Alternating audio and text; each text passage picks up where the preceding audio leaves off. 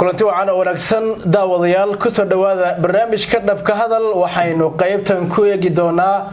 xogihii ugu dambeeyay ee colaadda ka aloosan waqooyiga dalka Itoobiya. dawladda Mareykanka ayaa ku gacan saydhay hadal uga soo yeeray hore afayeenka kooxda TPLF Getachew Reda oo ahaa in Mareykanka uu ku taageerayo in ay galaan xarunta dalka Itoobiya ee Addis Ababa. sidoo kale dagaalo culus ayaa ka socda waqooyiga dalkaasi gaar ahaan deegaanka Axmaarada Humeera oo muddooyinkii u dambeeyay ay isku horfadhiyeen dhinacyada ayaa dagaalo culus ay ka socdaan. kooxda TPLF-na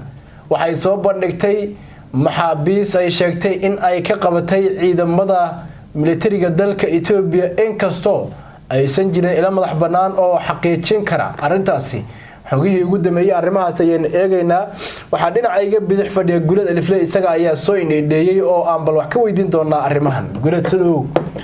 aad baan mahadsan tahay ilkaas daawadayaasha inoo salaamaya. waa bal Itoobiya iyo dagaaladeedii maxaa u dambeeyay waatan dawladuna guul ay sheeganaysaa TPLF dhinaca guul ay sheeganaysaa halkee wax maraya maxaa u dambeeyay dagaaladii ka socday waqooyiga dalka Itoobiya jihooyin cusub baad muddasaaka in awoodda la saaray waa tii aynu ogeynoo toddobaadkanba madaxa kor looma qaadin diyaaradaha iyo madaafiicda iyo kolba qola dhinac loo ceyrsanayay iyo waxba isdhex yaacay Abiy Ahmed waa kii la sheegay inuu dib ugu laabtay furinta hore. waxaad moodaa saaka in wajaha cusub oo dhankii deegaanka Amxaarada ee la isku rafaadayba laga wareegay oo jaha cusub ay dawladdu qorsheynaysaa inay ka soo gasho kooxdan TPLF-ta. intaynan Humeera iyo saaka waxa ka socda aynan u galin dhulkan deegaanka Amxaarada ee buuraleyda ah ay adag tahay in lagu kala adkaado. labada dhinac ee iska soo horjeeda ku dagaalamaya ay natiijooyin hadda la taaban karo oo rasmi ah ama aysan ka soo hooyinin. haddii ay qolo meel qabsatana qoladii kale inay hadana maalinimada ku xigta ay la wareegto oo meeshii la isla wareegaysto ila meeraysadii oo kale yay noqotay. Abiy Ahmed iyo xukuumadda dhexe ee Itoobiya waxaa moodaa inay jaha cusub dhanka hadda fiirinayaan. Humeera oo ku taala saddexagalka Suudaan iyo Itoobiya iyo maxaan ku raadayay Eritrea dhankeeda magaaladaasi oo istiraatiiji ah oo maxaan ku raadayay furin kale ay rabaan inay dawladdu ka dhigaan yaad moodaa saaka inay ka curteen dagaalo culus. dagaaladaasi waxaa ka qayb qaadanaya diyaaradaha dagaalka oo duqeymo xooggan ka geysanaya. sidoo kale ciidamadii lugta ee ugu faraha badnaaba iyadana dhanka loo weeciyay dhanka Canfarta oo Jifra iyo aagageedii oo mar hore ay dawladdu soo xoreysay way dhaafi weyday markii Jifra la dhaafay xagga Tigreega la aado dhulka dhanka Tigreega ka xigay waa buuro. nimankan TPLF-tana buurahaad moodaa in lagu la dardaarmay oo aad ay isugu fiican yihiin. marka haddii buur bal arko looma gudbi karo oo nimanku waa jamhaday guulihii fiicnaa ee aad ku waaweynaa ee ay deegaanka Canfarta ka soo sida degdeg waliba uga soo gaadhay dawladdu buurihii baa hakiyay iyo waxa kale la socdaba adigu xuduudii Tigreega waa la gali waayay. dhanka Jifra waa sidaas. dhankan kale ee buurahan Absel oo iyaguna gasheena iyo agagaarkeeda ah iyadana dagaalo adag baa ka socda oo iyagana aan wali lagu kala bixin. Wijaale iyo Meersa hareerahooda iyo buurahan lagu magacaabo Wirgas deegaankan Wirgas lagu magacaabo oo isaguna buuraley ah iyadana waa la isku marilay. intaas oo dhan marka la isku duuduubo waa uun ila meeraysa iyo dagaal aan dhinacna u soconin oo buurihii la isla fuulay. waxaa jirta dawladdu inay sameynayso isballaarin kale oo deegaanka lagu magacaabo Falakit iyo nawaaxigeeda ay sheegeen goor dhaweyta dawladdu inay isballaarin hor la ay ku sameynayaan oo iyadana ay ka galayaan dhankan TPLF-ta. xogaha dagaalka marka la isu soo aruuriyo dhinacna looma socdo. waa tii Lalabeela iyo Gasheena iyo deegaanada ay shalay dib u qabsadeen TPLF-tu. waa tii dawladda dhexe ay goysay wadadii Waldiye iyo Maqale sheegtayna inay isa sii ballaarinayso oo ay dhanka Tigreega ku sii socoto. dhanka kale Canfarta waa inaga ka waranay iyadana buuraha la dhaafi laayahay. Humeera oo furin cusub iyadana waxa ka iman doona lama yaqaano laakiin dagaalo culus baa saaka ka bilowday. haddii ay durban noqoto in kooxahan TPLFta laga takhaluso halkaas waa fudhal laga soo gali karo xaqii maqale marka haddii ay adkaystaan oo aad loogu dagaalamo sidan deegaanka amxaarada loogu kala bixi lahayaa loogu kala bixi waayana iyagana waa mushkilad kale oo usoo korodhay dagaalka ka socda waqooyiga iyo horumarka ay doonaysa in dowladdu ka samayso duulaankan hadda ay dowladdu wada iyo Abiy Ahmed Kanfurinta ku laalaabanayana markasta uu ku dheeraado waqtigu horeyna waan u sheegay dhibaatadu way uu sii badanaysaa iyaga waxaad aad ma santahay guuleedow kooxda TPLF waxay soo bandhigtay sawirada askar diriiska ciidamada militariga Itoobiya qaba oo ay sheegtay in dowladda ay ka qabatay inkastoo aysan jirin ilaa ama warbixin madax banaan oo si sax ah u xaqiijin karta run ahaanshaha sheegashada TPLF oo sidoo kale aan ahayn wax cusub oo marar badan waxay soo bandhigeen dad diriiskii ciidamada qaba oo ay dhaheen waa ciidamadii dowladuna marka qaar ay tiri waxa weeye waa been abuur oo ma ahan photoshop ku tilmaantay bal maxaabiista soo bandhigeen xaggay ku qabteen waan ogeyn maalmihii dambe iyaguna la eryanayay oo la ceyrsanayay nin la eryanayay sama xabiis u qabanay isagaba waxa weeye ay macquul tahay ma u dhowdahay in la qabto aad ba mahadsantahay marka saaxiibkay horta ciidamada faraha badan ay soo bandhigeen waxay xiran yihiin saa sheegtay diriiska ay ciidamada dalka Itoobiya ay caanka ku ahaayeen aad iyo aad sidoo kale waraysi bay ka qaadeen oo nin waliba deegaanku ka soo jeedo iyo magaciisa oo saddexan iyo qabiilka uu yahay yuu sheegayaa aad iyo aad haddii la dhihi lahaa marka waa dad un la soo aruuriyo iyaga dadkoodii oo maxaan ku idhaahdaa ay diriiskii dowladda u xidheen waxaad moodaa inay adkaanayso in xitaa waxaan arkayay kuwii hore ay soo bandhigi jireen kuwa Soomaaliya ku jira oo af Soomaaliga uu ku adag yahay oo amxaaroobay aad iyo aad ku waxa kamid ahaa ka soo jeeday meeshan Wajale aad iyo aad oo luqadda ka hadlaya adyaabi adeegeeda si kastaba ha noqotay hadda ciidamadan cusub ay soo bandhigeen xooggan TPLFtu waxay sheegeen inay ku qabteen deegaanka Gasheena iyo Lalabela iyo deegaanadan ay dib u qabsadeen dhibaatada jirta iyaga markii la ceyrsado afar foodle iyo afar kuray hore rifan baa la soo bandhigaa oo la dhaawaa la qabtay iyagu se markay wax ceyrsadaan ciidan macaatuuti si xiran bay soo bandhigayaan oo maxaan ku idhaahday meeshu ka yimid iyo wuxuu ahaa iyo guutadu ka tirsanaa iyo waxa lagu soo dagaalgeliyay wax walba ka waramaya ay soo bandhigayaan aad iyo aad ma dawladda ay uga hormarsan yihiin dhanka propagandada mooji mise sidan aba dhab ah lama yaqaan laakiin hadda ciidankan cusub ee ay soo bandhigeen ay warbaahinta u soo bandhigeen oo aad u fara badan qiyaastiina 200 iyo wax gaaraya inta anagu ka arkay sawiradooda waxay ku qabteen Gasheena iyo deegaanadan hadda lagu dagaalamayo ee dagaaladan ugu dambeeyay ay wali ka socdaan ee aan lagu kala bixin waxa kaloo muhiim ah oo aan rabaa inaan xuso nimankani meelaha ay ka baxayeen si aan ahayn sidii ugu dambeysay oo ay xoogay wax la yar harayaan ay u burburiyeen deegaanada qaar aad iyo aad maamulka amxaarada waxay sheegeen magaalada Hayk in xafiisyadii dawladdu lahayd ee maamulka uu ku shaqeynayay ay kooxda TPLF burburis sawirada ay soo bandhigeen laakiin gurigii uu taagan yahay dagaal yar sokeeye miisaskii iyo muraayadihii iyo wax adugu aan naf lahayn oo waxa ku bixiba uu iska yeeriye yay jajabiyeen laakiin waxaan dhihi lahaa qolada TPLF hadday wax jajabinayso inay si fiican u jajabiso yaa qurux badnay yeelkeeda hadda magacna uu ka raacay oo maamulku xarumihii uu ku shaqeynayay gabi ahaanba muraayadihii dhulka ay dhigeen kuraastiina way jajabiyeen warqadihiina way jeexjeexeen maamulka amxaaradan war saxaafadeed buu ka soo saaray wuxuu yiri gabi ahaanba way burburiyeen xafiisyadii rayidka ee maamulku uu ku shaqeynayay kooxda TPLF ka hor intaan laga cayrinin magaaladaas Hayk iyo deegaanada ku hareeraysan aad iyo aad marka la fiiriyo hadda maxaabiistan iyaga ay soo bandhigayaan ma la is oran karaa qorshahoodii ahaa xeelad dagaal baan dhulkan uga baxnay waa u hirgalay oo intay soo laba celiyeen bay sida maxaabiista ku qaqabteen nin uma maleynay maxaabiistan hadayna si iskooda isu dhiibin arma yihiin kuwii hore u hayeen hadda waa suuragal waji kale ka dhigay waa suuragal wixii ku xareysnaa maqale ee faraha badnaa in qayb kamid ah la soo raray oo intii baabuur la soo saaray meeshan la keeno mar labaad hadana la soo duubay laakiin de warbaahin madax banaan oo soo tabinaysa warkan xaqiijinaysana ma joogto inagu se waxaynu arkaynaa waxa weeye maxaabiis aynaan horey wejigooda u arag wuxuu way farabadnaayeen in qaar laga soo dhexulay waa suuragal laakiin maxaabiis aynaan horey wejigooda u arag oo waraysiyo bixinaya oo sheegaya in deegaankan lagu qabtay Gasheena iyo hareeraheeda oo sheegaya deegaamada ka soo jeedaan oo dilays cusub xidhan oo aan u malayn inkii Abiy Ahmed uu waagi dhaweeyay u geeyay markii uu dagaalka gelinay ay yihiin yaa la soo bandhigay marka kooxdani caan bay ku tahay inay maxaabiista soo bandhigto farsamooyin badanna way taqaanaa dawladana propagandada way kaga fiican tahay mar rumaynayna waxa aan sheegayno oo boqolkiiba boqol waan soo xaqiijinay mali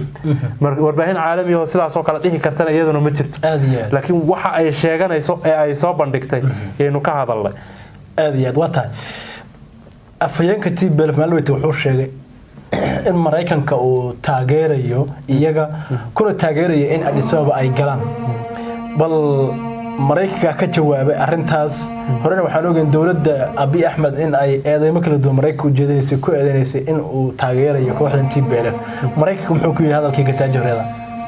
Mareykanku jawaab adag buu ka bixiyay hadal uu maalin dhaweeyto afayeenka TPLF Getachew uu siinayay warbaahinta VOA oo kaga hadlayay xaaladaha guud ee waqooyiga dalka Itoobiya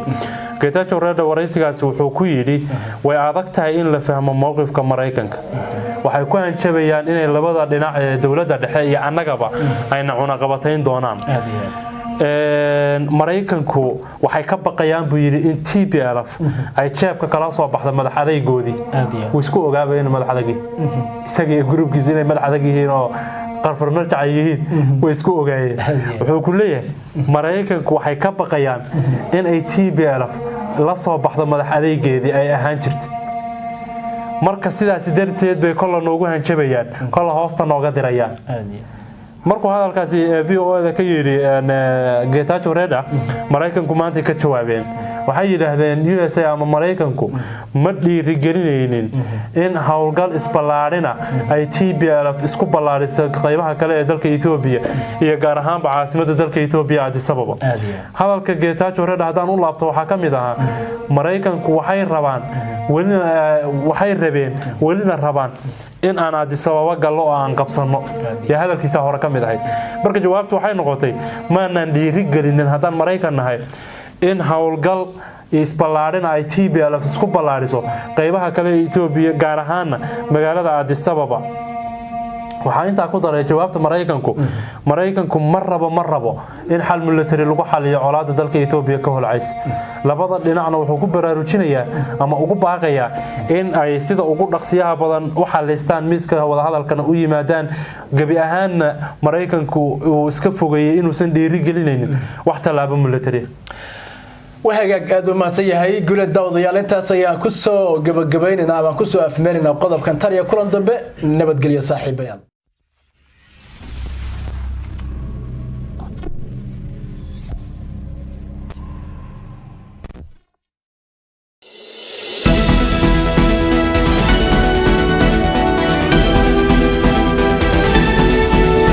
kulanti wanaagsan halkan warqaadii waxaad ku soo dhawaataan wararkii ugu dambeeyay arrimaha siyaasadda Soomaaliyeed kaga hayno kuwada ugu dooran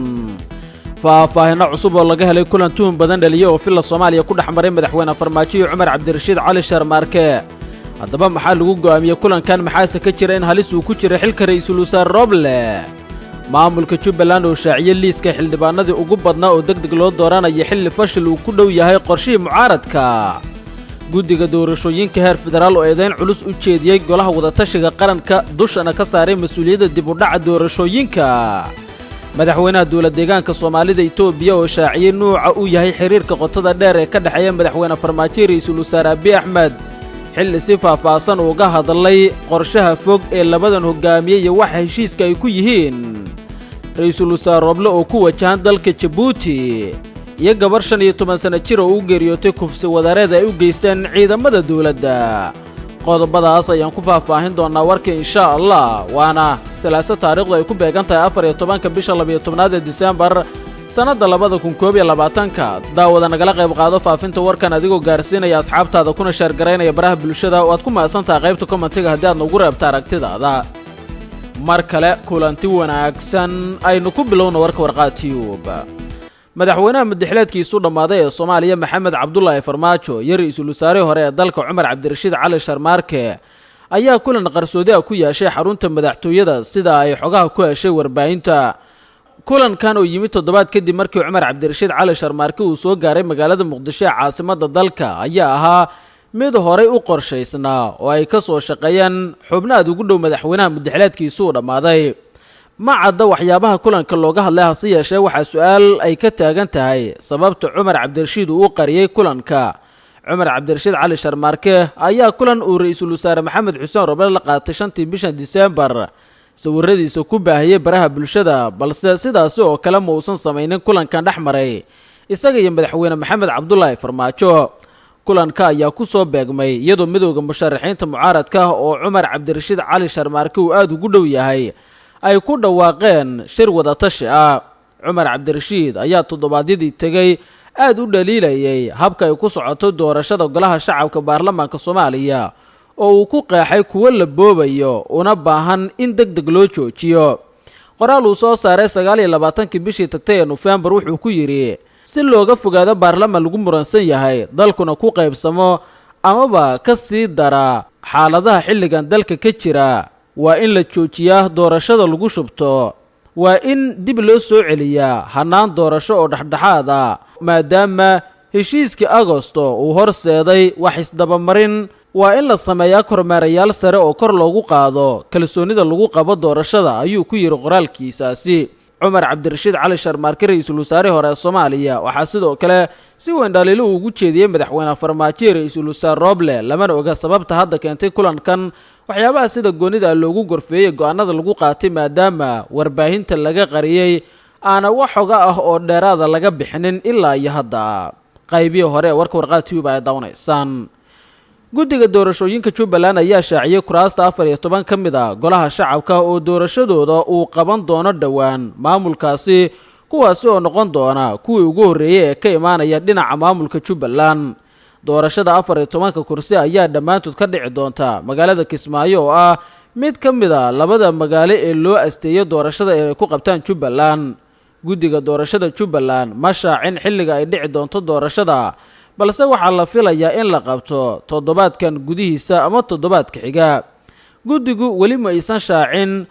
wax kuraas ah oo doorashadooda lagu qabanayo magaalada Garbaharey oo ah magaalada labaad ee deegaan doorashada uga astaysan Jubbaland, waxaana halkaasi maamulka Jubbaland uu yahay mid laga qaadacsan yahay amaba aan laga taageersanayn, waxaana ku sugan ciidamo daacad u ah madaxweynaha madaxleedkiisu u dhammaaday Maxamed Cabdullaahi Farmaajo.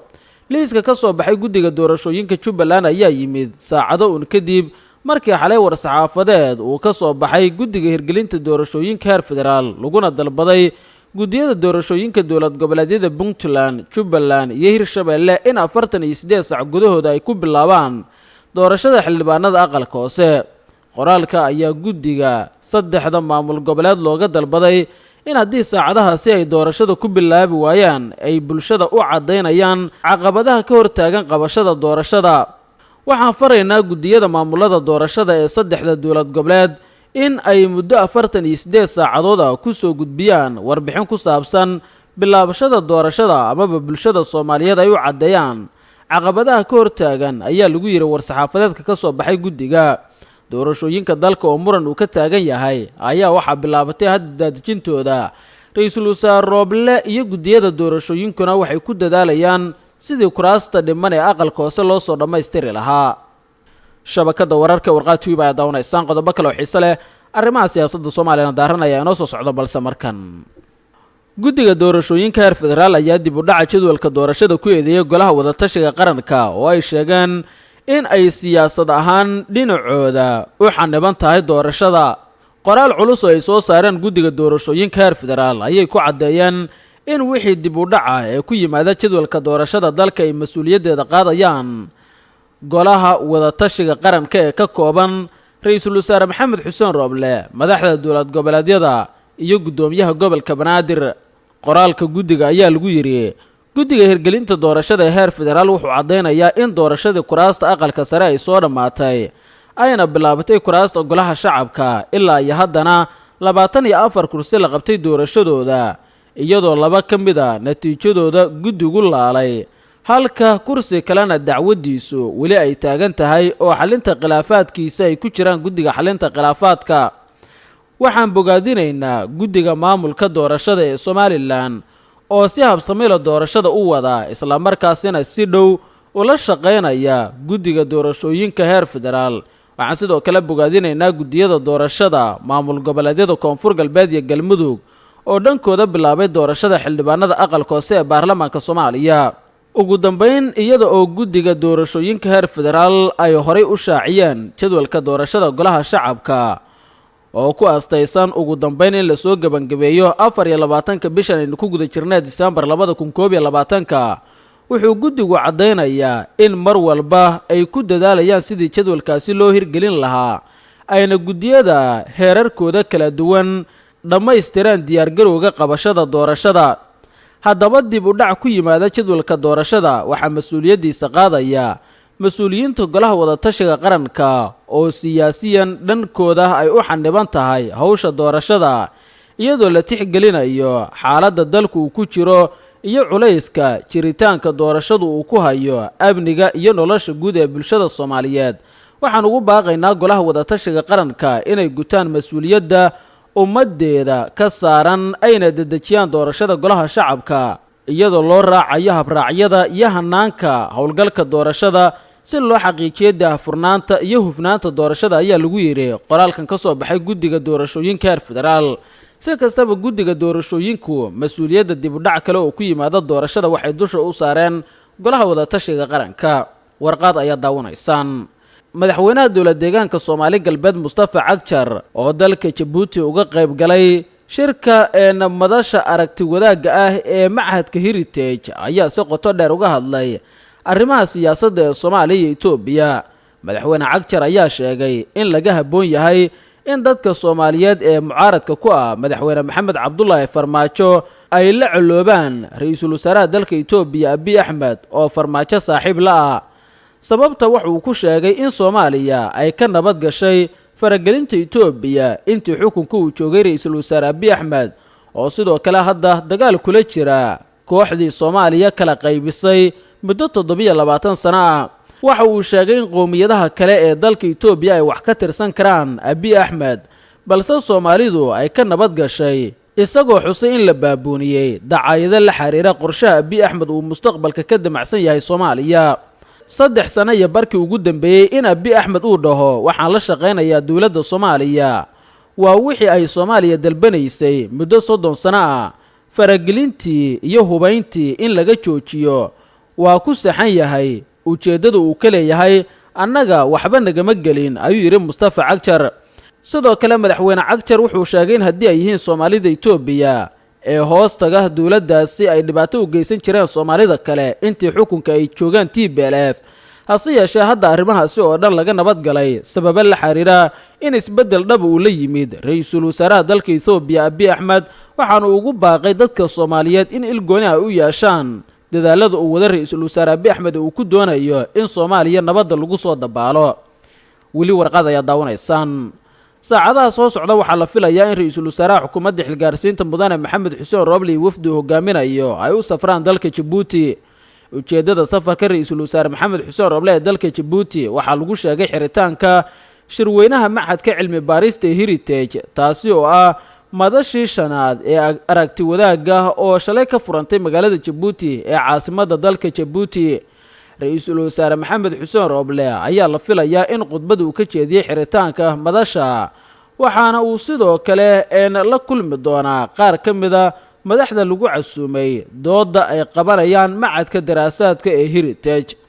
guud ahaan intaas ayaan kusoo gabagabeynaya warkaad kala socotaan warqaad YouTube daawad haddaad ku cusub tahay channelka nagu soo bir subscribe dhawr kuma kadibna fura gambalaalka waxaad noqon doontaa qofka ugu horeeya hela xogaha iyo macluumaadka halkan aynu kusoo daabacno تاني كلانتي دنبا سلام الله عليكم ورحمة الله وبركاته كلانتي وعنا وناكسن داوديال كسور دوادا وركا شبكة ورر تيفي قضباداتكم مغلي دونتانا وحا كمدا أما دحوينها الدولة ديغان كسومالي دي إثيوبيا مصطفى عكجر أو شيغي إن سوماليا أي حدير دبديت أو آدو وناكسن أي سميستي مددي وحلكا هي مدحوين فرماتشو جنرال إن دعد أو كل واقع إنو ياهي مشرح إساقو هنجبات علوس هوذا أمريا عبد الرحمن عبد شكور أما maamulka degmada Matabaan oo shaaciyay inay dib u qabsadeen gacan ku haynta degmadaasi kadib saraakiil shabaab ah oo ay ku dileen halkaasi. qodobadaas iyo qodobo kale oo xiiso leh baan idin haynaa daawadayaal. haatanna ku soo dhowaada iyagoo faahfaahsan.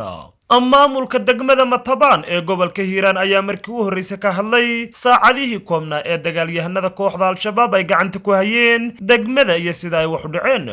gudoomiyaha degmadaasi Maxamed Sheekh Maxamuud ayaa ugu horeyntii beeniyay in kooxda Al-Shabaab ay si buuxda u qabsadeen degmada Matabaan, balse waxa uu qirtay in qaybo ka mid ah ay u soo gudbeen dagaalamayaal ka tirsan kooxda Al-Shabaab. waxa uu sheegay in ciidamada degmadaasi iyo xoogagga Al-Shabaab uu dagaal ku dhex maray gudaha degmada, isla markaana ay markii dambe dib uga laabteen dagaalyahanadii weerarka ku soo qaaday degmadaasi. sidoo kale waxa uu sheegay in waxyeello ay gaarsiiyeen dagaalyahanadii soo weeraray saldhigga degmada Matabaan oo burbur uu soo gaaray, hase yeeshee ay xilligani ku howlan yihiin xaqiijinta amniga degmada oo gacanta ay ku hayaan sida uu sheegay. waxa uu intaasi ku sii daray in dagaalkii saaka ay ku barakaceen dad aad u badan oo deegaanka ah, ayna ka shaqaynayaan sidii ay dib ugu soo celin lahaayeen dadkaasi degmada kadib markii ay xaqiijiyeen amniga degmada. ugu dambayntiina waxa uu sheegay in dagaal ay ku qaadi doonaan dagaalyahanada kooxda Al-Shabaab ee saldhigga ka dhigta deegaanaha ka fogeyn Matabaan iyagoo garabsanaya ciidamada kala duwan ee dowladda. kooxda Al-Shabaab ayaa maanta saacado kooban la wareegtay gacan ku haynta degmada Matabaan oo ka tirsan gobolka Hiiraan ee bartamaha dalka Soomaaliya. kadib markii ay gudaha u galeen degmada ayaa waxa ay qaraxyo ku burburiyeen saldhigga booliska degmada Matabaan. Generaal Yuusuf Maxamed Siyaad Indhacadde ayaa maanta si rasmi ah ugu dhawaaqay inuu yahay musharax u taagan kursi ka mid ah golaha shacabka ee baarlamaanka 11aad ee Soomaaliya. Generaal Indhacadde ayaa isu soo taagay kursiga nambarkiisu yahay Hob 138 oo uu hadda ku fadhiyay ganacsada Saciid Nuur Gariish oo aan diyaar u ahayn inuu u tartamo kursigaasi. xalfad ka dhacday magaalada Muqdisho ay ka qayb galeen siyaasiyiin, ganacsato, culimo oo diin, dhalinyaro iyo haween ayuu kaga dhawaaqay go'aankiisa ah inuu u tartamayo kursigaasi. kursiga uu hadda isu soo sharaxay Indhacadde ayaa waxaa hore u soo baxay warar sheegaya in beesha iskale kursigaasi ay siiyeen Cabdiraxmaan Cabdishakuur Warsame oo ka mid ah midowga musharaxiinta mucaaradka. kursiga uma doonayo inaan hanti ka sameeyo ama aan dad ku dulmiyo, waxaana u doonayaa inaan ugu adeego diinta dalka iyo dowladnimada Soomaaliya, ayuu yiri Indhacadde oo ballanqaad ka sameeyay munaasabada uu ku shaaciyay musharaxnimadiisa. Yuusuf Indhacadde ayaa beesha iskale kursigani ka codsaday inay siiyaan kursigaasi, waxayna arrintan ku soo aadaysaa xilli midowga musharaxiinta ay ka hor yimaadeen hanaanka ay ku socoto doorashada golaha shacabka. madaxweynaha dowlad deegaanka Soomaali Galbeed Mustafa Maxamed Cumar Cagjar oo dalka Jabuuti uga qayb galay shirka madasha aragti wadaaga ee macadka Heritage ayaa si qoto dheer uga hadlay arrimaha siyaasadda ee Soomaaliya iyo Itoobiya. madaxweyne Cagjar ayaa sheegay in laga habboon yahay in dadka Soomaaliyeed ee mucaaradka ku ah madaxweyne farmaajo ay la culubaan ra'iisul wasaaraha Itoobiya Abiy Ahmed oo madaxweyne farmaajo saaxiib la. sababta waxa uu sheegay in Soomaaliya ay ka nabad gashay faragelinta Itoobiya intii uu xukunka joogay ra'iisul wasaaraha Itoobiya Abiy Ahmed oo sidoo kale hadda dagaal kula jira kooxdii Soomaaliya kala qaybinaysay muddo 27 sano ah. waxa uu sheegay in qowmiyadaha kale ee dalka Itoobiya ay wax ka tirsan karaan Abiy Ahmed, balse Soomaalidu ay ka nabad gashay, isagoo xusay in la buunbuuninayo dacaayada la xiriira qorshaha Abiy Ahmed oo mustaqbalka ka damacsan yahay Soomaaliya. 3 sano iyo barkii u dambeeyay in Abiy uu dhaho waxaan la shaqaynayaa dowladda dhexe waa wixii ay Soomaaliya dalbanaysay muddo 30 sano. faragelintii iyo hubayntii in laga joojiyo waa ku saxsan yahay ujeedada uu ka leeyahay, annaga waxba nagama gelin, ayuu yiri Mustafa Cagjar. sidoo kale madaxweyne Mustafa waxa uu qiray in haddii ay yihiin Soomaalida hoos tagta Itoobiya ay dhibaato badan u geysan jireen dadka kale ee Soomaaliyeed, isagoo taasi u tiiriyo xukunkii hore ee Itoobiya ka jiray. hadda waxaa la dilaa ciidankeena Liubolis, laakiin ma dhacdo inay falcelin sameeyaan oo dadka ay laayaan, sababtoo ah tala Soomaaliyeed ayaa deegaanka ka jirta. sidaas daraadeed waxaan aaminsanahay in Abiy Ahmed go'aanka uu ka qaatay Soomaaliya uu ku saxsan yahay, ayuu yiri Cagjar. waxa uu sheegay in kalsooni badan uu ku qabo in Abiy Ahmed uu la macaamili doono madaxweynaha ay Soomaaliya doorato oo bedela madaxweyne farmaajo. marka carooyinka gudaha ah ee farmaajo loo qabo Abiy in loogu caroodo waa wax laga habboon yahay, ayuu yiri. sidoo kale madaxweyne Mustafa Cagjar ayaa sheegay in ka dowlad deegaan ahaan ay haystaan xorriyad dhammaystiran islamarkaana ay hadda si xora isku maamulaan soomaalida gobolka markii aan eegno waxba nama yeelin Abiy Ahmed annaga haddii ay jiraan dad siyaasad u xiran annaga iska xirnay ceebteedana annaga leh laakiin waxaan u madax bannaanahay siyaasadeenna waxaan haysanaa xorriyad aan caadi ahayn weligeed ma dhicin in doorasho xalaal ah ay ka dhacdo deegaanka soomaalida sanadkan ka hor ayuu yiri Mustafa Cagjar saddexdii sano iyo barkii u dambeeyay ra'iisul wasaare Abiy go'aanadii uu qaatay siyaasadeed cid badan wax ka sheeganaysa way jiri kartaa horumar dhexdeeda ka caban kartaa qaabkii loo maamuray transitionka maradu way cabataa Tigreegu dawlad dagaalamaya way haystaan Soomaali ididku laakiin waxa inta badan ay ku cabanayaan waa kayaab waxaasuu soo wadaa oo badankeedu ah narratives ama Tigreegu ay sameeyeen ama ragabeedku ay bunbuniyeen kayaab centralized baa soo wadaa mara dalka qabsanaysa boqortooyada la socda is all speculative laakiin saddex sano iyo barkii ugu dambeysay Soomaaliya inuu go'aansado waxaan la shaqeynayaa dawladda dhexe waa wixii Soomaalidu 30 sano ay codsanaysa faragelinta iyo hubaynta iyo qaxalas ka duwan weeyaan uu ku saxsan yahay ujeedadu kaliya anaga waxba nagama gelin annagu deegaankanagu xadkii aan Soomaaliya la lahayn dhibaataan ku ahayn laftigaanu dadkaan leeyahay cidii soo gashay halkan ee dagaal isku dhaco iyadoo la isla la xansuuqay ma dhacdo iyo police baa lagu laayaa meelaha xuduudaha hadda qaabkii looga falcelinayay ummadaha meelaha jooga in la xasuuqay la laayaa uma dhacdo hadda way tala Soomaaliyeed baa deegaanka ka jirta sida daraadeed waxaan aaminsanahay Dr. Abiy position uu ka qaatay Soomaaliya inuu ku saxsan yahay anybody oo mucaarada maanta oo madaxweyne farmaajo diidan markuu meesha yimaadana he will demand the same policy from Ethiopia nala shaqeeya anoo dawladda centerka iyo oran doona marka cadooyinka gudaha jira ee xagga maamulka la xiriira farmaajo la xiriira Abiy in lagu cadoodo oo lagu xanaaqo in cadada kala duwan way la saxsanta cado is qaadanaysa maaha in la kala saaro he has done the right thing from perspective of Ethiopia faragelina kuma hayso hadda wayna ammaan gelisay dhibaatana uma geysato siyaasadii saxda ee Soomaalidu codsanaysa ahayd na xurmeeyo oo dawladda centerka noo xurmeeyo dhexdana nadaayana uu ku dhaqmay Soomaali region ka noo nimaadno noona yalaabi anaga yaa xidan yaa lalaay hadaa wax anaga wax biyaan la hal weydiyo way jiraan dad xidan mucaarada ciibteeda anaga abin noo sheegay maanta go'aankeeda anaga diidan bita laakiin cid maanta ciidamada Ethiopia iyo maamul adsab ka yimaada Soomaali region ay ku dhibaateeyeen cid ay ku xiraan cid ay dhibaato ugu geysteen lama hayo saddex sano iyo barka atrocity ma dhicin human rights has improved dadku xorriyad aan caadi ahayn oo freedom of speech freedom of movement freedom of economy ayaa ka jirta deegaankanaga self rule kisaasan ka nahay baarlamaanka aan soo xulanay 273 parliamentary members annaga gacantana ku qoranay for the first time weligeed ma dhicin in iyadoon la lahayn hebel waa urur hebel diintaas uu ku adag yahay kan uu yahay iyadoon la lahayn in baarlamaan la doorto ma dhicin say u dhacday doorashadu democratic deficit process faults all of this can be debated and it's natural to expect free and fair election iyo wax basaxsan yihiin dal 70 sano madax laga taagno la garaacay laakiin outcome ku wuxuu dadku raali ku yahay ku degan yahay way maanta quality baarlamaanka anaga anybody can come and see ila sii hoojiyo oo laga sii fiicnay waa loo baahan marka waxaan noo yeelin bal kooxdii TPLF laftahay ee 720 sano Soomaaliya xasuuqaysay ee Soomaaliya dhibaatadeeda gunta u ahayd ee hadda 5 waxay u sameysay federal system u sameyn lahayd 720 kale oo qabaayil u sameyn lahayd ee meesha ka baxday ayuu Abiy hor taagan yahay oo la dagaalamay waxaan ku darayaa arrinta terminology-ska maadaama reer galbeedku inoo sameeyaan inaga laftigoona waan consumerist baan noqonay waxaa la leeyahay Ethiopia waxaa ka jiray stability when 1991 ayay TPLF qabsatay Ethiopia intii ka horeysay ka doodimin waan ognaa wixii ka socday 1994 waxay isku dhaceen ONLF iyo OLF iyo urur ahmara dagaalaa bilowday worst human atrocities baa ka dhacay meelaha Maashiya badano Oromiya gobolka meesha la yiraahdo ee ka dhacay Arbaagugu goboladna wixii dadka lagu leeynay wax qoran weeyaan 1998 iyadoo tii laga nasanin Eritrean Ethiopian war baa bilowday hundreds thousands baa dhintay intaasoo waxaa ka dhacay gaasha dhacday 2001 TPLF iskhilaaftay dhexdeeda saxiixday 2005 Addis Ababa dhexdeeda lagu leeyay ardaydii doorashadii ka dhacaysay 2006 Soomaaliya la weeraray oo dagaaladii ilaa 2009 toddoba kun oo qof xamar lagu dilay ayaa dhacay when was Ethiopia at peace with itself or with its neighbors narrative-ka reer galbeedku ay samaysanayaan ee waxaynayaan inaan iska consume garayno maahe factually waanaan eegno maxaa dhimanayay 2012 waxaa bilowday kacdoon baa bilowday kii maajuur garoobay 2018 weeyaan 2015 soo ifbaxay oo mudaharaadadii iyo dhalinyaradii iyo waxa ay bilaabeen 5,000 qof ku dhimatay so Ethiopia was not at peace stability in jirin waa false narrative saddex sano barkii u dambeeyay hadda violence is more televised social media interests-kii kale waa sax waa tahay daawadayaal waxaa intaas inooga dhan warkeenni aad kala socoteen shabakada warar TV intaynu ku kulmi doonno warkeenan mid ka xiga waa bahda shabakada warar TV oo isku duuban oo idin la dhammaantiinba sidaas iyo nabadgelyo kulan wacan wanaagsan saaxiibada qiimaha iyo qadarinta naga mudan meel kastoo aad joogtaan iyo weliba si kastoo noola socotaan halkani waa Suldaanka TV waxaad uga barateen Suldaanka TV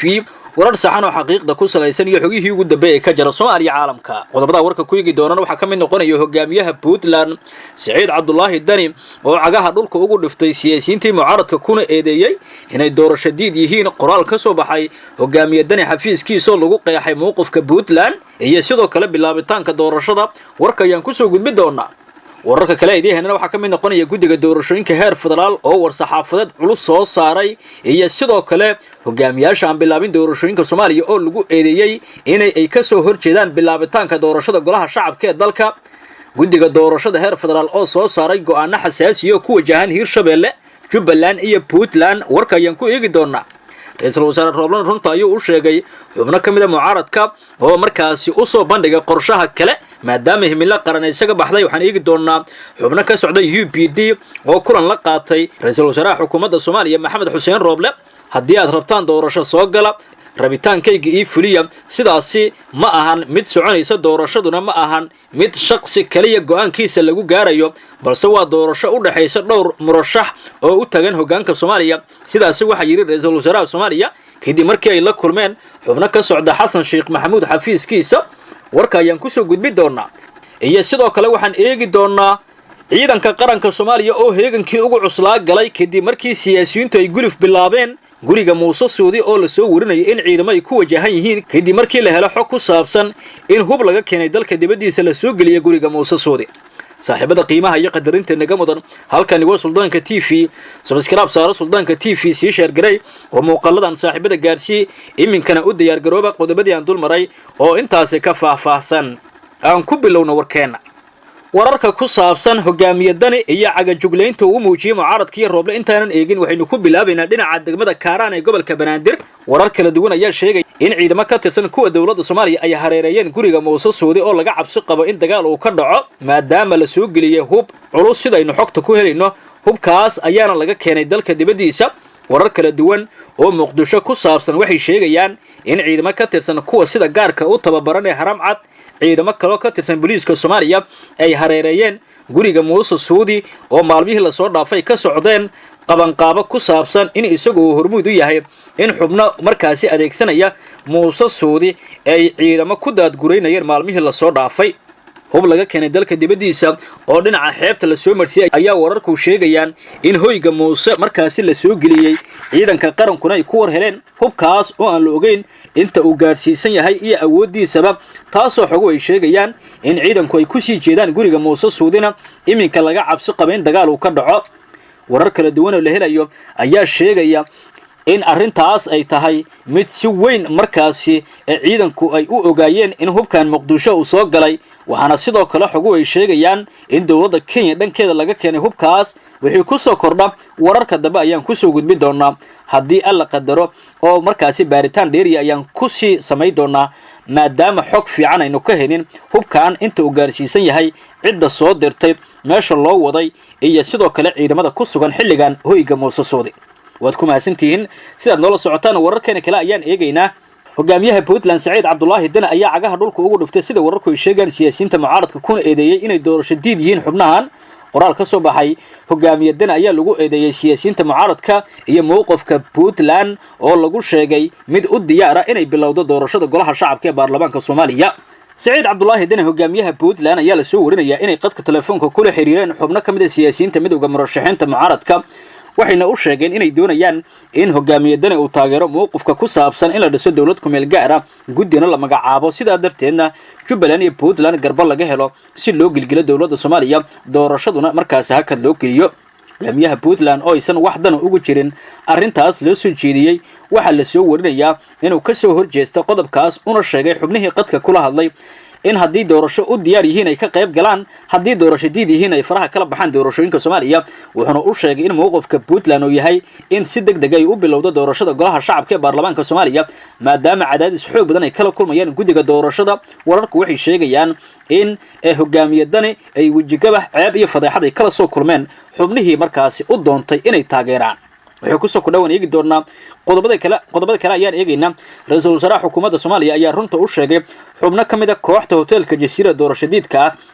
haddii aad doorasho rabtaan soo gala ma jirto doorasho rabitaankiina aan ku fulinayo sidaasi waxa yiri Rooble oo kulan la qaatay xubno ka mid ah xisbiga UPD ee Xasan Sheekh Maxamuud uu hogaamiyo waxaana xogo ay sheegayaan in arrintaas ay walaac ku abuurtay siyaasiyiinta mucaaradka xubnahan ayaa ka maseeray kulan ay la qaateen ee xisbiga himilo qaran ra'iisul wasaaraha Soomaaliya kaasoo markaasi lagu cadeeyay mowqifka xisbiga himilo qaran Shariif uu hogaamiyo balse warar kale ayaa sheegaya in rabitaanka kooxda Damul Jadiid uu yahay in dagaal la bilaabo Rooble ayay markaasi si qarsoodi ula kulmeen waxaana kamid ahaa xildhibaano ka tirsanaa baarlamaankii 10aad sida wararku ay sheegayaan Rooble ayaa runta u sheegay xubnahaas indhaha ayuuna u guduudiyay wuxuuna ku yiri haddii aad doorasho diyaar u tihiin ka qayb gala ma jirto doorasho rabitaankiina lagu fulinayo murashaxiintu waa sameeyeen yihiin mana doonayo in koox gaar ah heshiis la galo waxaan idin sheegayaa haddii aad diyaar u tihiin doorashooyinka Soomaaliya ka soo qayb gashaan arrintaas ayaa fadeexad ku noqotay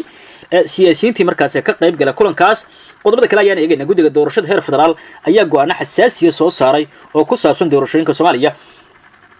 war-saxaafadeed ka soo baxay guddiga hirgelinta doorashooyinka heer federaal ayaa guddiga doorashada ee dowlad goboleedyada Puntland, Jubbaland iyo Hirshabelle waxa looga dalbaday in 48 saac gudahood ay ku bilaabaan doorashada xildhibaanada golaha shacabka ee baarlamaanka Soomaaliya qoraalkan ayaa guddiga markaasi saddexdaas oo xubnood looga dalbaday in haddii saacadahaas ay markaasi doorashada ku bilaabi waayaan ay bulshada u cadeeyaan caqabadaha hortaagan qabashada doorashada war-saxaafadeedkan waxaan farayaa guddiga maamulka doorashada ee saddexdan dowlad goboleed si ay muddo 48 saac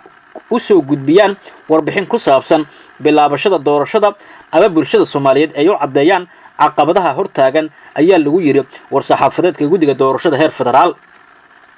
sidoo kale guddigan ayaa qoraalkiisa ku cadeeyay inay ka go'an tahay in doorashada baarlamaanka ay ku soo gabagabeeyaan jadwalkii loo qorsheeyay ee ku ekaa 24 bishan balse wixii dib u dhac oo markaasi jadwalkaas ku yimaada oo mas'uuliyadeeda qaadanayo markaasi xubnaha doorashadaas diiday ee hogaamiyaasha dowlad goboleedyada wuxuu guddigu cadeynayaa in mar walba uu ku dadaalo sidii jadwalkaas loo hirgeli lahaa ayna guddiga markaasi heerarkooda kala duwan ay u dhameystiri lahaayeen diyaar garow qabashada doorashada haddaba haddii uu dib u dhac ku yimaado jadwalka doorashada waxa mas'uuliyadaas qaadaya mas'uuliyiinta golaha wada tashiga qaran oo sidaasi ay dhankooda markaasi uga xaniban tahay hawsha ayaa lagu yiri warka ka soo baxay guddiga doorashada war-saxaafadeedka guddiga doorashada heer federaal ayaa intaasi ku sii daray iyadoo la tixgelinayo xaaladaha dalka uu ku jiro culayska jiritaanka doorashadu markaasi uu ku hayo amniga iyo nolosha guud ee bulshada Soomaaliyeed waxaan ugu baaqaynaa golaha wada tashiga qaran inay gutaan mas'uuliyadda ummadeed ee saaran ayna markaasi dedejiyaan doorashada golaha shacabka iyadoo markaasi habraacyada iyo hanaanka howlgalka doorashada ay si loo xoojiyo hufnaanta doorashada iyo howlgalkeedaba guddiga ayaa qoraalkan ku bogaadiyay guddiga doorashada gobolada waqooyi kuwa dowlad goboleedka koonfur galbeed galmudug oo bilaabay doorashada xildhibaanada golaha shacabka sidoo kale waxay markaasi cadeeyeen in natiijada 2 kursi horay loo laalay mid kalena uu markaasi go'aankiisu uu ka sugayo guddiga xalinta khilaafaadka taasoo ka dhigan mid hogaamiyaasha lagu faray inay dedejiyaan doorashada hogaamiyaha Puntland oo isugu markaasi shaacay inuu bilaabayo doorashada golaha shacabka ayaana u muuqda xilligan cadaadis kala kulmaya guddiga doorashooyinka heer federaal waxa sidoo kale guddigu ay sheegeen in haddii markaasi jawaab cad ay bixi waayaan iyo sababta ay u diidayeen doorashada inay bilaabaan ee guddigu uu go'aan ka gaari doono golaha wada tashiga qaranna markaasi loo gudbi doono dacwad ka dhana guddiga doorashada heer dowlad goboleed kuwaas oo diidan inay bilaabaan doorashada golaha shacabka ee baarlamaanka Soomaaliya si socoshada doorashada ayaana caqabad ku ah siyaasiyiin kamid ah mucaaradka wallow xubnaha qaar is dhiibeen xubno kale ayaana la soo warinaya in laga yaabo in saacadaha nagu soo aadanay soo dhiibaan maadaama xubnihii markaas ugu cuslaa ugu miisaanka adkaa midowga murashaxiinta mucaaradka oo hogaamiyihii uu kamid yahay xilligan ay isku dhiibeen dhinaca filla Soomaaliya waad ku maasantiin sidaad noola socotaan warkiina halkan ayaan ku soo koobayaa nabadgelyo kulan wacan oo wanaagsan daawadayaal ku soo dhawaada barnaamijreedkeena qodobada aad daawan doontaan waxaa qayb ka ah TPLF oo bilaqaystay bangiga ganacsiga ee Itoobiya boobkii ugu xumaa ayaa loo geystay cabaadka kasoo yaraya amxaarada dhulkeeda oo la burburiyey. TPLF waxaa la leeyahay waxa ay sameynayso waa waxaan loo dulqaadan karin. Wararka ugu dambeeyay saaxiibayaal ayaan eegi doonaa arrintaas ayaanu saaxiibayaal gorfeen doonaa aragtidiina qaybta hoose noogu dheh barnaamijyadeedkan like soo sheegay. aynu ku bilowno kooxda TPLF waxaa lagu eedeeyay inay dhaceen oo ay boob u geysteen 238 xarumood oo uu bankiga ku lahaa goobihii ay qabsadeen. TPLF goobahaas oo dhan waxay ka qaadeen lacago ay lahayd dowladda Itoobiya oo bangiyada yaalay dad shacab ah, waxaana dhammaantood la sheegay in bangiyada lacagii ay qaateen. maareeyaha bankiga ganacsiga Itoobiya Abe Zano ayaa sheegay in ka sukow hantida ay boobeen ay sidoo kale burburiyay burbur xoogan u geysteen qalabkii yaalay iyo sidoo kale dukumiintigii bankiga yaalay. gaboodfalada TPLF ay geysteen ayaa isa soo taraya iyada oo Mareykanku uu sheegay in loo saari doono guddi baaraya gaboodfalada ay Mareykanku ka geystaan waa TPLF ay geystaan gudaha wadanka Itoobiya. TPLF waxaa lagu eedeynayaa markan in xadgudubyo baasan ay ka wadaan gudaha dalka Itoobiya oo ay si sharci darro ah u dhibaateynayaan shacabka iyo dadka ku sugan gudaha wadanka Itoobiya. maalin ka hor warbixin ay soo saartay hay'adda qaramada midoobay oo qaabilsan arrimaha bini'aadanimada Human Rights Watch ayaa waxa ay TPLF lagu eedeeyay inay ka dambayso xadgudub iyo xasuuq ka dhacay gudaha qaybo ka mid ah wadanka Itoobiya gaar ahaan dhulka amxaarada. waxaana la sheegay in wax walba oo halkaasi ka dhacay mas'uuliyadooda dusha loo saaray TPLF oo ay ka dambeeyaan cid walba oo ka dambeysana mas'uuliyadaas ay qaadi doonto sida hadalka loo dhigay. TPLF sidoo kale waxaa lagu eedeeyay in dad nool oo dhulka amxaarada ku nool ay gubeen. sidoo kale waxaa la sheegay in saameyntooda ilaa iminka ay ka taagan tahay qaybo ka mid ah dhulka Itoobiya oo ay TPLF la sheegayo in burbur xoogan ay u geysteen qaar ka mid ah goobihii dadka ay deganaayeen. burburka waxaa ka mid ah guryihii shacabku ay lahaayeen, qaybo ka mid ah goobihii lagu ganacsanayay hantidii iyo baqaradii. waxay sheegeen dadka amxaarada in burburka guud ahaan xafiisyadii maamulka ee magaalada Hague la burburiyay. si la mid ah dhulkii amxaarada in TPLF ay ka wada gaboodfallo kuwii ugu xumaa ebed oo ay ka geysanayso, taas oo sabab u ah in ay burburiyaan oo ay dhulka dhigaan guryaha, goobaha ganacsiga sidoo kale qaybaha kale. Mareykanka ayaa soo jeediyay eedeymo ka dhana TPLF waxaana ay sheegeen in loo baahan yahay in baaritaan lagu sameeyo. Mareykanka waa walaac xoogan ka muujiyay gaboodfallo xuquuqda aadamiga oo ka dhanka ah oo la sheegay inay ka dhaceen deegaanada amxaarada iyo canfarta. war-saxaafadeed wasaaradda arrimaha dibadda ee Mareykanka ka soo baxa ayaa lagaga hadlay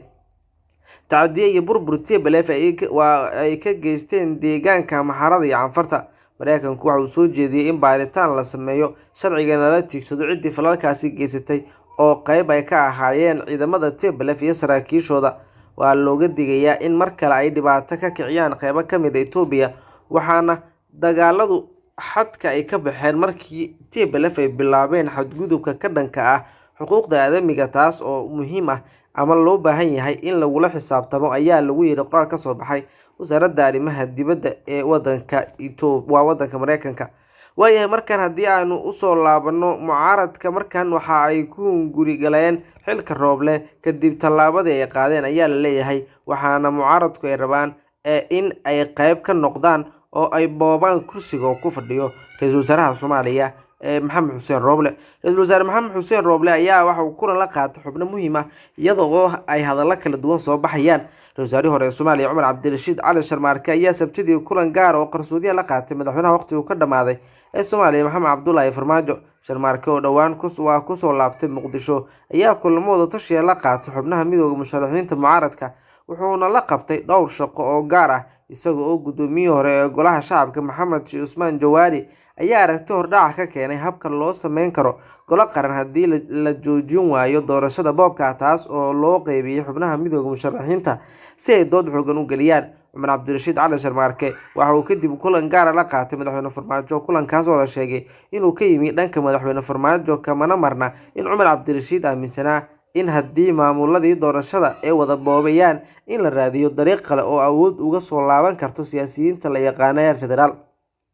si kale markii loo dhigo habka awoodda iyo loolanka loogu soo boobi karo Farmaajo iyo mucaaradka la yaqaano ayaa noqon karta aragti kale. kulanka Farmaajo iyo sidoo kale Cumar Cabdirashiid kadib waxaa soo baxay warar xoogan oo sheegaya in mucaaradku ay rabaan in doorashadan boobka la joojiyo, awoodna la soo celiyo maamul goboleedyada iyada oo Farmaajona toos u macaamilaan. balse dhinaca kale xubno ku dhow xafiiska ra-iisul wasaare Roble waxay qabaan in mucaaradka farmaajo kala hadleen in xilka ra-iisul wasaaruhu uu mucaaradka siiyo 2 sano oo cusub iyo hanaan doorasho oo maamulada daciifka yihiin laga wada hadlo iyada oo la tirtirayo dhammaan xubnihii ku soo baxay doorashada boobka ah loona laabanayo ama la soo nooleynayo baarlamaankii 10aad. mucaaradka sida muuqata hadda waxaa farmaajo ugu daran waa madaxda maamul goboleedyada dalka. haddaba markii uu warkan soo baxay kadib waxaa lala xiriiray qaar ka mid ah madaxda mucaaradka si aan uga weydiino wax ka jira inay gorgortan ay ka galeen in miiska ay la tagaan ra-iisul wasaare. xubnaha aan la hadalnay waxay sheegeen in maadaama uu Roble awoodi waayo in cabashadooda uu xaliyo maamuladiina ay diideen shirkii doorashadiina la boobayo ay caddahay ay dareemeen inuu jiro xal kale oo sheegaya in mucaaradka iyo farmaajo ay wada qabsan karaan. hadda mucaaradka ma xaqiijin mana beenin in lagu gorgortamayo madaxa ra-iisul wasaare Roble iyada oo loo laabanayo baarlamaankii 10aad doorashada socotana laga dhigayo waxba kama jiraan. xubnaha xafiiska ra-iisul wasaaraha oo iyaguna aan la hadalnay arrinta si weyn ayay ugu walaacsan yihiin. marka hore loolanka doorashada iyo midda siyaasaduba waxay u dhaxeeyeen madaxweyne farmaajo iyo mucaaradka, laakiin hadda labadiiba waa laga xoog badiyay meeshiina waxaa qabsaday madaxda maamulada. waxaa cad in waqtiga dheer kadib waa hogaankii siyaasadda isbedel qarka u saaran yahay oo awoodii ay aad u jiha kale ama awoodii ay aada jiha kale oo waxba xiirinayn waana ragga hormuudka u ah gobolada dalka. sida quro ay awoodda ay degdeg ku helaan looga dhigi karo hogaamiyayaasha gobolada waa in ay farmaajo iyo ragga kasoo horjeeda keenaan doodtii hore mid ka duwan ayna leeyihiin dadka siyaasadda ka faalooda qaarkood. Cumar Cabdirashiid Cali waxaa la filayaa inuu qaar ka mid ah xubnaha midowga musharaxiinta kala hadlo wixii uu farmaajo kala soo kulmay, balse guuxa ah in dariiq cusub la furo waxa uu wiiqi kara awoodda madax goboleedyada, waxaana la sheegay in xitaa farmaajo uusan diidanayn sida loo furay dariiqaasi mucaaradku in ay isku fahmi karaan sharci ahaanshaha arrintan iyo in la heli karo doorasho kale oo heshiis lagu yahay waa mid u baahan sharaxaad kale oo fahmi dheer u baahan. haddii ay caddaato inay mucaaradku qabaan in Roble la bixiyo lana keeno ra-iisul wasaare cusub lagana doodo hanaan doorasho oo ka duwan midkan boobka ah, dalku wuxuu geli doonaa xaalad kale oo aan dhammaadkeeda la aqoon. waxaa kale oo la hubin in ay madaxda mucaaradku isku raaci karaan in farmaajo lala heshiiyo ra-iisul wasaarahana laga qaato oo ballan lala yeesho. xubnaha midowga musharaxiinta mucaaradka iyo Roble aad ayay usii kala fogaadeen maalmihii dambe, sababtana waxaa lagu sheegay in ra-iisul wasaaruhu ka cudur daartay in doorashada la joojiyo. Roble waxa uu qabaa in doorashadu socoto lana xaliyo cabashada mucaaradka, balse taas ma ogola. mucaaradku wax walbana waxa ay sheegeen inay iska bedeli karaan siyaasadda Soomaaliya xilligan la joogo, taas oo ay ka wadaan in isbedeladu ay imaan karaan. joogitaanka Cumar Cabdirashiid ee magaalada Muqdisho ayaa sidoo kale sababi kara in xaaladdu u dhamaato meel aanu la filayn, maadaama uu labada dhinacba u furan yahay uuna awoodo in uu wax kala sarifo ama labada dhinac u kala sarifo una kala dabaqaado, taas oo ka dhigan wax imaan kara inay noqdaan waxa uu isagu mas'uul ka yahay. guudaan saxabiyaal halka ayanu kusoo gabagabeynayaa barnaamij wareedkan tan iyo qaybtiisa kale intaynu ku kulmi doono sida ay nabadgelyo.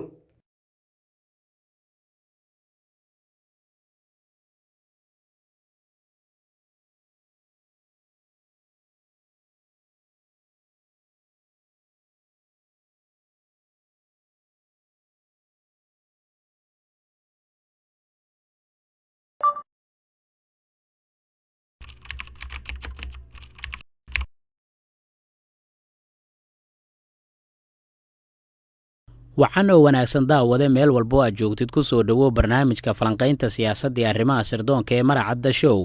qaybtan barnaamijka waxaan ku ogaan doonaa halista saldhigga dowladda Mareykanka ee dalka Greece uu ku yahay dowladda Turkiga, qorshaha wadajirka ee madaxweyne Erdogan loo degay oo ay gaareen dowladaha Greece iyo sidoo kale Mareykanka. waa samaxay qorshaha ciidamada Mareykanka la doonayo inay kaga soo gudbaan dhanka xuduudda labada dowladood. macluumaadyadaasi iyo qoraal Ibraahim Karaaguul uu ka sameeyay dhacdadan ayaan kugula wadaagayaa barnaamijka falanqaynta siyaasadda iyo arrimaha sirdoonka ee Maracadda Show. qaybta hoose ayaad aragtidaada kaga dhiiban kartaa macluumaadkan, sidoo kale waxaad la wadaagi kartaa saaxiibadaada. fadlan like saar muuqaalka, aad baad u mahadsan tahay.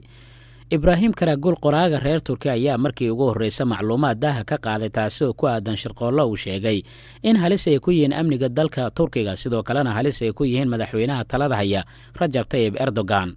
warbixinta Ibraahim Karaaguul waxa uu ku bilaabay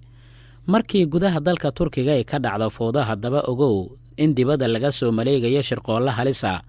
waxaa jira waxyaabo badan oo ay qarinayaan, waxay isku dayaan halista iyo shirqoolka ay maleegayaan inay qariyaan. waxay isku dayayaan inay kiciyaan dadka gudaha dalka turkiga ku sugan annagana ay miirkeenna israqaamiyaan iyaga oo islamarkaa farta noogu fiiqaya wasaaradda arrimaha gudaha iyo wasaarado kale oo gudaha dalkeenna ka dhisan kuwaasoo ay doonayaan inaan ku xoonno si aan dhibaato kale u geysanno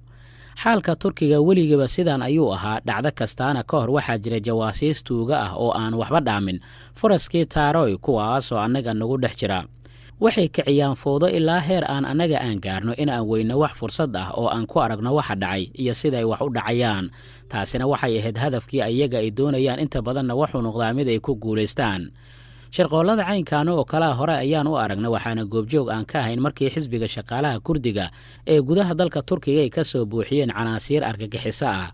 waxaan kaloo aan aragnay markii uu dhacaya iskudaygii afgembiga markii xukuumadda isbedeshay markii meesha laga saaray awooddii ra-iisul wasaarenimo ee dalka turkiga waxaana ugu daran markii aan aragnay turkiga oo laga fogeeyey horumarro badan oo ka jira dhanka gobolka waxaa turkiga lagu soo qaaday weeraro argagixisa iyo kuwa dhaqaale waxaa nagula dhex faafiyey fowdo siyaasadeed waxaa la fuliyey shirqoolooyin halis ah iyo qorshooyin kale oo la doonayay in lagu hakiyo horumarrada dalka turkiga sidoo kalena shaki loogu abuuro shacabka haatan mar kale ayay weerarkoodii ay soo cusboonaysiiyeen iyaga oo waddadaasi soo maraya sidoo kalena doonaya in ay mideeyaan xulafadooda xisbiyada siyaasadeed iyo ururo kale oo dalka turkiga ka dhisan iyo bannaankiisa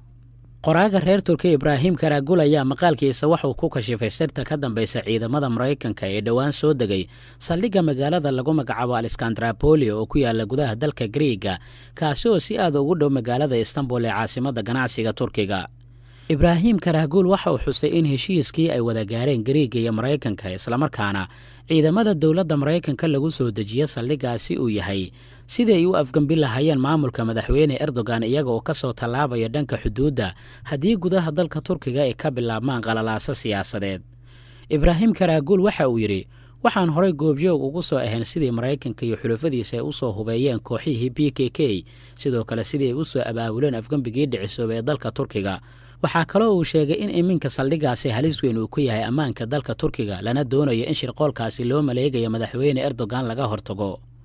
waxaan goobjoog aan ka nahay dhacdada intii lagu jiray mashaariicdii loogu talagalay in lagu bedelay nidaamka iyada oo loo marayo ururo argagixisaha gaar ahaan fatxulaahi gulan waxaa kaloo aan aragnay intii lagu jiray iskudaygii lagu dhisayey jabhad ka soo horjeeda dowladda turkiga oo laga dhisay waqooyiga dalka turkiga haddaba markii maraykanka israa'iil iyo midowda yurub ay ku guulaysteen dhammaan iskudayadaasi lagu burburinaya dalka turkiga waxaa markaan ay bilaabeen inay saldhigyo militari ka dhistaan xuduudaha dalka turkiga waxay soo degeen dalka griiga si loo ballaariyo go'doominta dalka turkiga saldhigyada maraykanka ee dalka griiga ayaa laga dhisay meel 20 kilomitir u jirta magaalada caasimadda ganacsiga ee turkiga karaagul wuxuu yidhi aan isku soo wada duubnay saldhigga aleskandraboli waa masiibo bahdil iyo khatar weyn ah oo ku soo wajahan dalka turkiga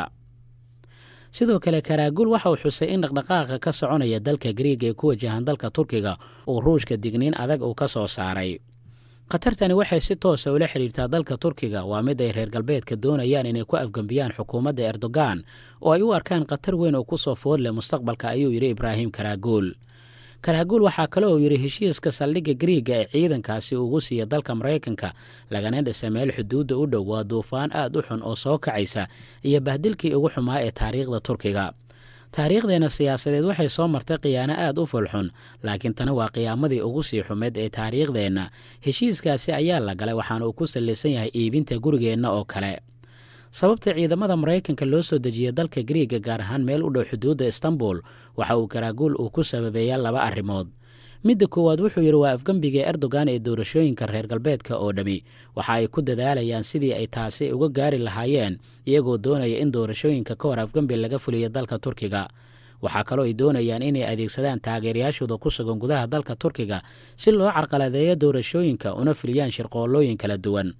midda labaadna waxa uu ku tilmaamay in haddii tan koowaad ay shaqayn weyda in la adeegsado habab kale si faragelin militari oo toosa loogu sameeyo dalka turkiga karaagul qoraalkiisa waxaa kaloo uu ku yidhi islamarkii ay garwaaqsadeen inay awood aysan u lahayn in erdogan xilka ay kaga tuuraan dhanka doorashooyinka waxay samayn doonaan faragelin la mid ah iskudaygii afgembi ee dhacay 15 Juulaay 2016 markan ciidamada maraykanka iyo sidoo kale kuwo kale oo reer galbeed ayaa ka soo gudbi doona xadka aleskandraboli waxay soo geli doonaan dalka turkiga waxaana tani ay noqon doontaa faragelin shisheeye si ay u taageeraan kuwa ku sugan gudaha dalkeenna sidoo kale ibraahim karaagul waxauu ka digayaa faragelintaasi mustaqbalka lagu samayn kara dalka turkiga ma awoodaan inay faragelin daahfurnaan ay ku sameeyaan inta erdogan xukunka uu hayo inta uu maanka siyaasadeed iyo dowladnimadiisana ay jirto kaadirkii taasi ilaalin lahaa oo erdogan uu kala jeedo inuu sii hayo xukunka waa laga soo horjeedaa waxaana isku dayayaan inay adeegsadaan cunaqabateyn la mida tii ay ku soo rogeen xukuumaddii cuthmaaniyiinta ee dalka turkiga ayuu yidhi ibraahim karaagul waxa uu macluumaadkiisa gebi ahaanba u muuqanayaa fariin feejignaana oo ku wajahan saldhiggaasi iyo saamaynta turkiga uu ku yeelan karo mustaqbalka falanqayntii gaar ahaaneed iyo maqaalkii uu qoray ibraahim karaagul waa naga intaa macluumaadkan kan xiga intaan ku kulmi doona nabadgelyo canı gönülden tebrik ediyorum. Bu vesileyle vatanımızın bağımsızlığı uğrunda gözlerini kırpmadan canlarını feda eden aziz şehitlerimizi rahmetle yad ediyor, gazilerimize şükranlarımı sunuyorum. Sınırlarımız içinde ve dışında devletimizin bekası, milletimizin güvenliği, dost ve kardeş ülkelerin huzuru için fedakarca görev yapan tüm emniyet güçlerimize Rabbimden muvaffakiyetler niyaz ediyorum. Rabbim sizi ve güvenlik güçlerimizin tamamını her türlü kazadan, beladan, saldırıdan muhafaza eylesin. Sizlere tüm Türkiye'deki ailelerinizin, sevdiklerinizin ve aziz milletimizin selamlarını, sevgilerini getirdim. 84 milyonun